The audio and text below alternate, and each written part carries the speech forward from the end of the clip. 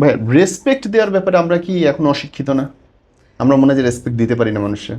আমি তো বলবো হচ্ছে এটাই আমাদের এখনকার সময়ে, যদি বলেন এই জেনজি গ্রুপ বা পরবর্তী জেনারেশন হচ্ছে কি লাগবে আমাদের জন্য, হ্যাঁ।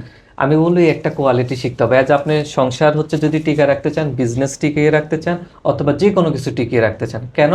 যেমন হলো, এখন স্পেশাল আমি যদি জেনজি গ্রুপরাই তো এখন অনেক লিডিং অনেক কিছু করতেছে, এদের একটা বিহেভিয়ার দেখবেন, এরা হচ্ছে যে সম্মান আশা করে, ওকে। সম্মান দিতে পারুক না পারুক আশা করে। এবং সিনিয়র জুনিয়র নিয়ে খুব লাগে কিন্তু।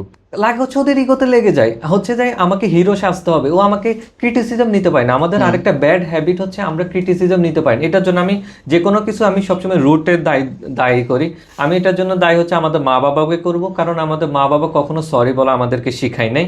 এরপরে ওনারা ভুল করছে, এসে আমাদেরকে থাপ্পড় দিয়ে দিছে, উনি হুম। হ্যাঁ আমার ভুল হয়ে গেছে সরি। আগে আপনার মা বাবা যেভাবে আপনাকে প্যারেন্টিং করছে, এখনকার সময় আপনি আপনার সন্তানদেরকে ওইভাবে প্যারেন্টিং করে টিকাতে পারবেন না, ওইভাবে আপনি বিজনেস চালিয়ে টিকাতে পারবেন না। আগে আমরা অনেক বস দেখেছি মা বাপ নিয়ে গালিগালাজ দিতে, এখন আপনি এই ধরনের কোয়ালিটি নিয়ে জেনজিদের একটা বলেন, পরবর্তী জেনারেশন একটা এমপ্লয়িও থাকবে না। রাইট। অতএব হচ্ছে আপনাকে সম্মান দেওয়া শিখতে হবে। আপনি এতদিন সম্মান কিভাবে দিবেন? আপনি নিজেকে হচ্ছে অন্যের জন্য দিলটাকে প্রশস্ত করে নেবেন, মন থেকে তাদেরকে ভালোবাসবেন, দেখবেন কথাটা আপনার অনেক সফট হয়ে যাবে, খুব হুম ভালো হুম। লাগবে।